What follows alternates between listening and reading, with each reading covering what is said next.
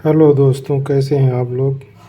Welcome back TET C TET study classes. तो आज बहुत ही महत्वपूर्ण प्रश्नों को लेकर आया हूं। इसी प्रकार के प्रश्न आपको परीक्षा हाल में देखने को मिलेंगे। यदि आप मेरा चैनल सब्सक्राइब न किए हैं तो सब्सक्राइब कर लें, बेल आइकन को प्रेस कर लें, जिससे आपको इसी प्रकार के महत्वपूर्ण प्रश्नों का संकलन प्राप्त होता रहे। तो चलते हैं आज के पहले प्रश्न पर। आज का पहला प्रश्न है, घा का उच्चारण स्थान कौन सा है। नंबर 1 मूर्धा, कंठ, तालु या दंत। बताइए कौन सा ऑप्शन सही होगा। तो इसका ऑप्शन सही होगा नंबर 2 कंठ। तो घा का उच्चारण स्थान जो है वो कंठ है। तो चलते हैं अगले प्रश्न पर।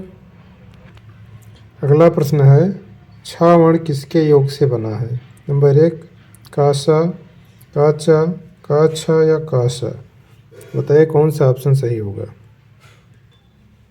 तो इसका ऑप्शन सही होगा नंबर 1 कासा। तो छा वर्ण कासा के योग से बना है। चलते हैं अगले प्रश्न पर। अगला प्रश्न है, शुद्ध वर्तनी का चयन कीजिए। अस्पृश्यता, अस्पृश्यता, अस्पृश्यता या अस्पृश्यता। बताइए कौन सा ऑप्शन सही है। तो इसका ऑप्शन सही होगा नंबर 3 अस्पृश्यता। तो शुद्ध वर्तनी जो है वो अस्पृश्यता है, बाकी वर्तनी सबका गलत है। तो चलते हैं अगले प्रश्न पर। अगला प्रश्न है, तरण का पर्यायवाची शब्द है सूर्य, नाम, युवती या नदी। तो बताइए कौन सा ऑप्शन सही होगा। तो इसका ऑप्शन सही होगा नंबर 1 सूर्य। तो तरण का पर्यायवाची शब्द जो है सूर्य है। चलते हैं अगले प्रश्न पर। अगला प्रश्न है, मीन का पर्यायवाची शब्द है शापक, विभावरी, मत्स्य, सिखी। तो बताइए कौन सा ऑप्शन सही होगा। तो इसका ऑप्शन सही होगा नंबर 3 मत्स्य। तो मीन का पर्यायवाची शब्द जो है मत्स्य है। चलते हैं अगले प्रश्न पर।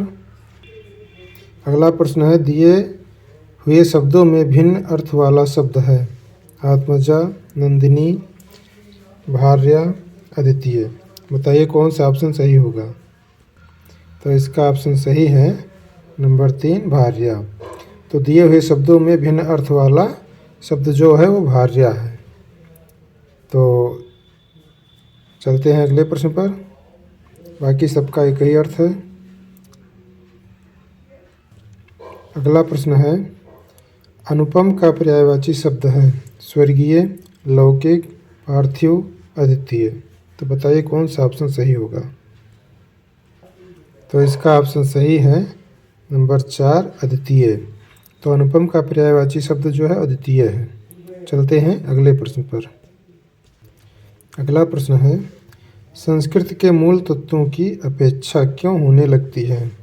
संस्कृत के मूल तत्व इतने सुसाध्य हैं कि उन्हें हर समय बनाए रखना कठिन है। पुरानी रूढ़ियों और परंपराएं हम पर हावी हो जाती हैं और हम ठीक प्रकार से नहीं सोच पाते। उसका निर्माण अलग अलग लोग करते हैं, इसलिए कोई अपना उत्तरदायित्व नहीं मानता। संस्कृत अदृश्य है, अतः सामान्य जनता उसके महत्व को नहीं जानती। तो बताइए कौन सा ऑप्शन सही होगा। तो इसका ऑप्शन सही होगा नंबर 2 पुरानी रूढ़ियों और परंपराएं हम पर हावी हो जाती हैं और हम ठीक प्रकार से नहीं सोच पाते हैं। तो इसलिए ऑप्शन नंबर 2 सही होगा। तो चलते हैं अगले प्रश्न पर। अगला प्रश्न है, संस्कृत को 2 मंजिला मकान की तरह क्यों बताया गया है। उसके निर्माण में श्रम और समय दोनों लगते हैं। उसके 2 अलग अलग घटक हैं। उसका संबंध उच्च और निम्न वर्ग दोनों से है। वह किसी भी राष्ट्र की 2 स्थितियों को स्पष्ट करती है। तो बताइए कौन सा ऑप्शन सही होगा। तो इसका ऑप्शन सही होगा नंबर 3 उसका संबंध उच्च और निम्न वर्ग दोनों से है। तो संस्कृत 2 मंजिला मकान की तरह इसलिए बताया गया है कि उसका संबंध उच्च और निम्न दोनों वर्ग से है। चलते हैं अगले प्रश्न पर। अगला प्रश्न है संस्कृत के पुनर्निर्माण में सबसे अधिक सहायक कौन हो सकता है? नंबर 1 है लोगों की दृढ़ इच्छा शक्ति, संस्कृत का सरलीकरण, शिक्षा पद्धति में बदलाव, संस्कृत का सामान्य जनों में उचित प्रचार प्रसार। तो बताइए कौन सा ऑप्शन सही होगा? तो इसका ऑप्शन सही होगा नंबर 4, संस्कृत का सामान्य जनों में उचित प्रचार प्रसार। तो संस्कृत के पुनर्निर्माण में सबसे अधिक सहायक संस्कृत का सामान्य जनों में उचित प्रसार प्रसार होगा। तो चलते हैं अगले प्रश्न पर। अगला प्रश्न है शिक्षा पद्धति सफल क्यों नहीं हो रही है? वह अमीरों गरीबों के बीच खाई चौड़ी कर रही है, शिक्षा बहुत महंगी हो गई है, वह संस्कृत के प्रति पूज्य भाव के संस्कार नहीं डाल पा रही है, वह हर बात बदल दी जाती है। बताइए कौन सा ऑप्शन सही होगा? तो इसका ऑप्शन सही होगा नंबर 1, वह अमीरों और गरीबों के बीच खाई चौड़ी कर रही है। तो शिक्षा पद्धति सफल क्यों नहीं हो रही है? इसका कारण है वह अमीरों और गरीबों के बीच खाई चौड़ी कर रही है। चलते हैं अगले प्रश्न पर।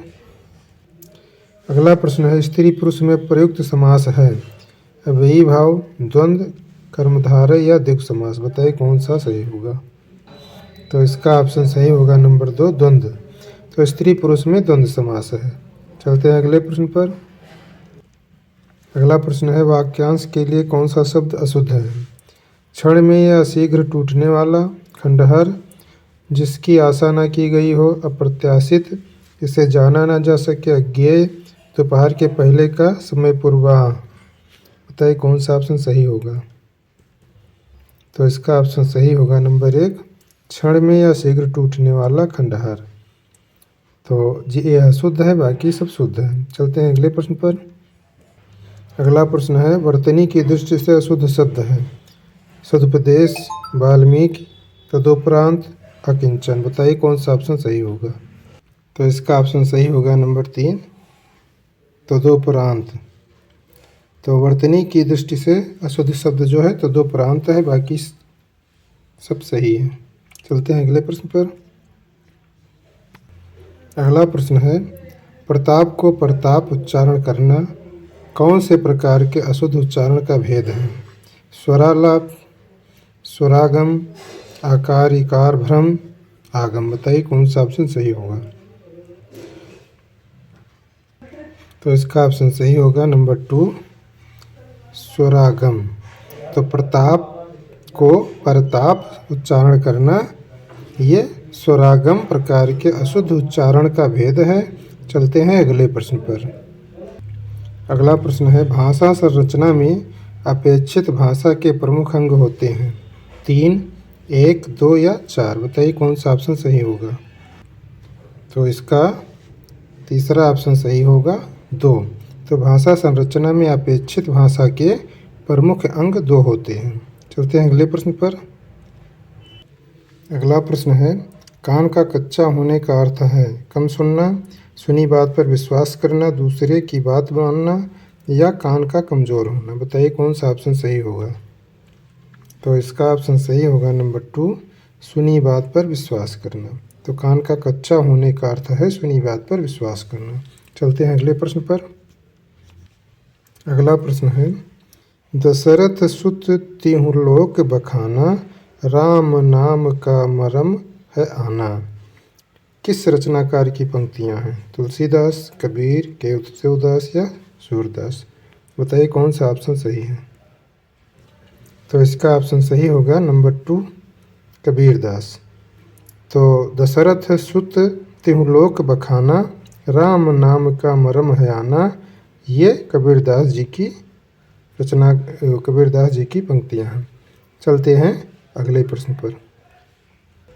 अगला प्रश्न है हिंदी का पहला पत्र है उदंत मार्तंड, बनारस अखबार, हरिश्चंद्र मैगजीन। तो बताइए इसका कौन सा ऑप्शन सही होगा? तो इसका ऑप्शन सही होगा नंबर 1, उदंत मार्तंड। तो हिंदी का पहला पत्र जो है उदंत मार्तंड है। चलते हैं अगले प्रश्न पर। अगला प्रश्न है चिंतामणि किसका निबंध संग्रह है? बाल मुकुंद गुप्त, रामचंद्र शुक्ल, हजारी प्रसाद द्विवेदी या श्याम सुंदर दास। तो बताइए कौन सा ऑप्शन सही होगा। तो इसका ऑप्शन सही होगा नंबर 2 रामचंद्र दास, रामचंद्र शुक्ला। तो चिंतामणि रामचंद्र शुक्ल का निबंध संग्रह है। चलते हैं अगले प्रश्न पर। अगला प्रश्न है काशी नागरी प्रचारणी सभा की स्थापना किस वर्ष हुई। 1893, 1903, 1900, 1905। बताइए कौन सा ऑप्शन सही होगा। तो इसका ऑप्शन सही होगा नंबर 1 1893। तो काशी नागरी प्रचारणी सभा की स्थापना 1893 ईस्वी में हुई। चलते हैं अगले प्रश्न पर। अगला प्रश्न है कौन सा शब्द कामदेव का पर्याय नहीं है। नंबर 1 है अनंग, मनसिज, कंदर्प, अरविंद। तो बताइए कौन सा ऑप्शन सही होगा। तो इसका ऑप्शन सही होगा नंबर 4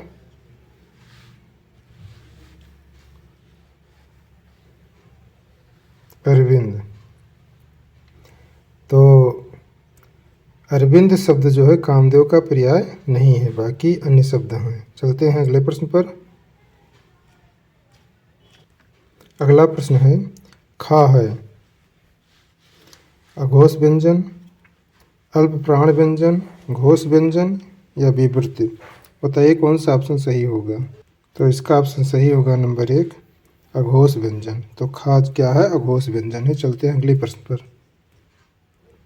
अगला प्रश्न है ऋण मुक्त समस्त पद का विग्रह है। ऋण धन मुक्त, ऋण की मुक्ति, ऋण और मुक्त, ऋण से मुक्त। बताइए कौन सा ऑप्शन सही होगा। तो इसका ऑप्शन सही होगा नंबर 4 ऋण से मुक्त। तो ऋण मुक्त समस्त पद का विग्रह जो है ऋण से मुक्त होगा। चलते हैं अगले प्रश्न पर।